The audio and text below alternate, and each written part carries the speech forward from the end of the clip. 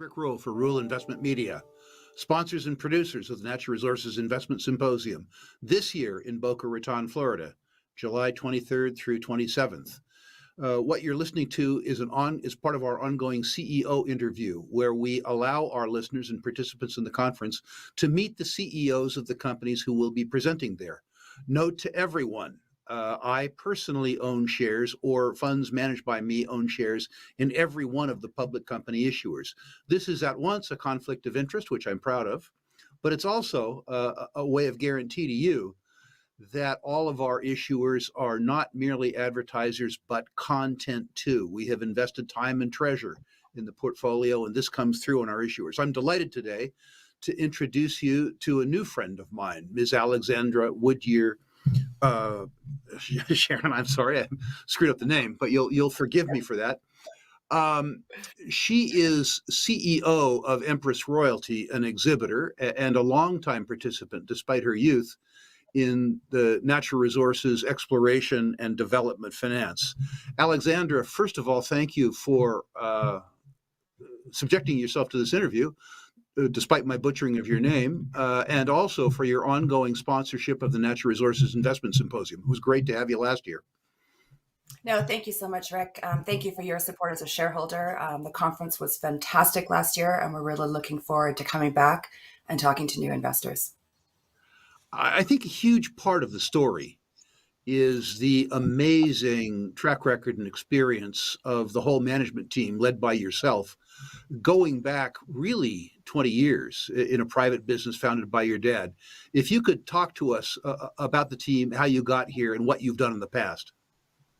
Absolutely. So I started off as the first employee at Endeavor Financial at the age of 14, setting up the research department. In those days, it meant going through the yellow pages, calling up the company and asking to mail the annual report and filing it.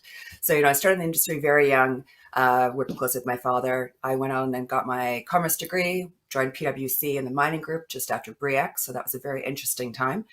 And then joined Endeavor Financial as an analyst, worked my way up through the ranks, became director of structured finance in London. And at that point, I was working closely with David Rhodes, who was originally at Barclays and then Standard Bank, and then joined Endeavor Financial as managing director. So we teamed up to launch Empress, seeing that the streaming companies were doing bigger and bigger investment sizes of $100 million plus as the project financing solution. And no one was providing that financing solution to the junior side. And that's how we started Empress. Combined management has over 250 years of experience. We have completed over $6 billion in mining finance transactions. We've got we've got Rich, who's our global VP, who's a mining engineer, investment banker. I have access to Endeavor's whole team, all the cash flow modelers, financial analysts, mining engineers, geologists, to really be able to punch above our weight and structure and execute on the business plan. It's not unlikely, and I don't want to put words in your mouth, disabuse me if what I say isn't true, but it's not unlikely that in terms of leading you to potential transactions, the relationship with Endeavor could be useful too. Absolutely. And we have been sourcing a lot of deals through Endeavor. Endeavor's been around for over 30 years. So really using that network and relationships also through some of our other well-experienced board members. So all the companies we're investing in, we have an existing relationship at some point with the management team that we're investing in. And that really allows us to be more comfortable with the risks that we're taking in the portfolio, as well as sourcing opportunities. We are not short of opportunities to make investments. So tell me something about Everett. I'm doing well today. Empress, as we sit. Tell me something about the existing assets, and tell me too how you differentiate yourself from all of the small competitors in the royalty and streaming business. Yeah, I really, just starting off with sort of the overall sector, there's a lot of different types. There's the exploration generation, early stage and expensive to acquire. But who knows, it'll turn into a mine. If it does, it's a long lead time to revenue. Then there's the buying third-party royalties, where you're acquiring these assets, typically paying a premium because it's a competitive bid process, and there's no direct relationship with the company. Empress, we create new royalties or streams to get mines into production working closely with management groups to be able to, assess our investments and be able to really monitor them. And that's where we add value as our background as investment bankers to really be able to target those ones. And, that's how we set the company up. That was our strategy. We launched with some exploration assets. We layered in 3 development assets and 1 producing asset. We've invested $19.5 million into the portfolio to date. 2 of those development assets are now in production. So we have 3 revenue sources coming in, forecasting about $7 million US in revenue using current metal prices into Empress this year. Cumulatively, that's $54 million over the next 5 years. From that initial investment of 19.5, that's the value creation we've done. Very nice. Could you describe briefly some of the assets that you're particularly happy with that prospective investors would want to know about? Yeah, absolutely. So we've got the Sierra Antipite mine, which is a Peruvian a mine in Peru. We invested $10 million, and a return of that restructured as a gold stream. So we're getting 4.5% of their gold. The net asset value of that investment is about $15 million. That was a private company, so we funded them to help them expand their production up to 1,000 tons per day, and we've received over 1,000 ounces to date on that investment. Then we have the Talahueto silver stream owned by Luca Mining.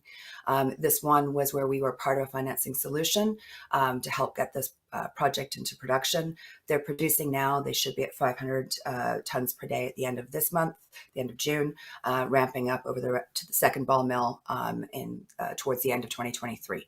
So that was another one where we invested $5 million. The annual cash flow when they're at the 1,000 tons is about $3.3 million US in revenue. The net asset value was $20 million. And then the third one that's exciting for us is the other revenue generator, which is Manica in Mozambique, owned by a private group. We invested $3 million, just over 3% royalty. The annual revenue coming into Empress when they're fully ramped up, which should be very shortly, is $1.6 million. The NAV on that is $5 million. And I think those deals kind of describe what we look for. Private companies, public companies, ramp up, getting into production. I think they're a good demonstration. The overall portfolio IRR is about 30% right now. So 30% IRR, $19 million invested turns into a net present value of somewhere around $50 million. Packaged around a team that has been responsible for $6 billion in transactions over the last 25 years. Is that a reasonable summary? Absolutely. I think it's so 47 million is what I calculated. Sorry. Thank you. Well, my job is to exaggerate, I guess. Looking forward a little bit, tell me what you see as catalysts. Tell me how you see things changing in the next 12 to 18 months. What are you working on, or what are your investee companies working on? What's going to change that's going to allow the company to be worth more and hopefully see the share price go up? Yeah. So with the 3 mines that we have right now, they're all ramping up their production. So we'll see an increase in revenue at $7 million forecast this year, $10 million US next year. But we've got a robust pipeline, as I mentioned earlier. I've got exclusivity on 2 deals right now, both in Africa. One's for $7.5 million US. We have done our due diligence on this. And technicals, we've been to site. It's got a clean bill of health. We're in the documentation phase of that at the moment. That's a public company looking to ramp up their production. And then we have a second one that we just got back from site on, that's also in Africa. That's a $5 million, again, structuring it as a gold stream.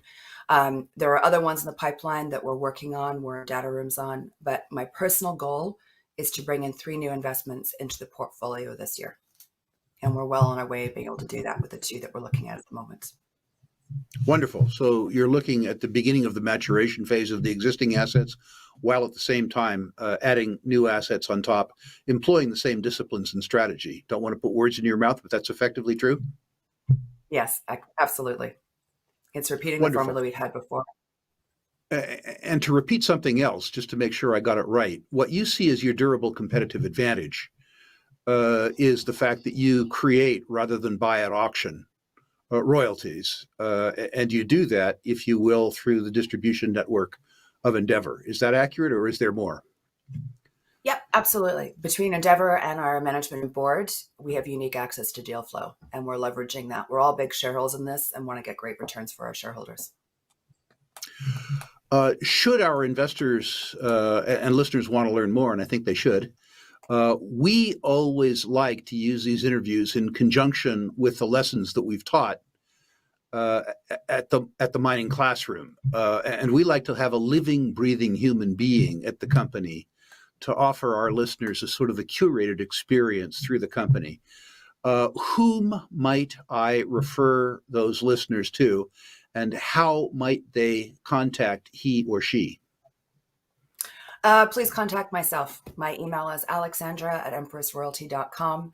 Our number is 604-331-2080.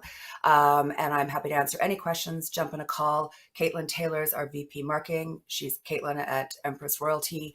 We have on our website a calendar link, so you can just click on it and book a meeting immediately.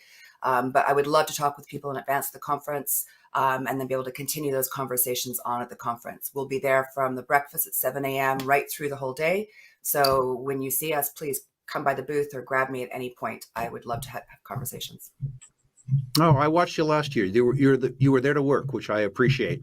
Ladies and gentlemen, should you want to learn more about Empress, and I think you should, you heard exactly the right answer. You talk to the CEO. If the CEO doesn't want to talk to shareholders, it means they don't care about their partners. They don't care about the cost of capital. I can tell you, she does. She's talked to me probably more than she wishes she had.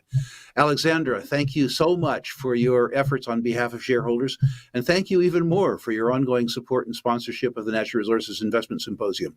We look forward to hosting you in Boca. Thank you so much, and thank you for your support.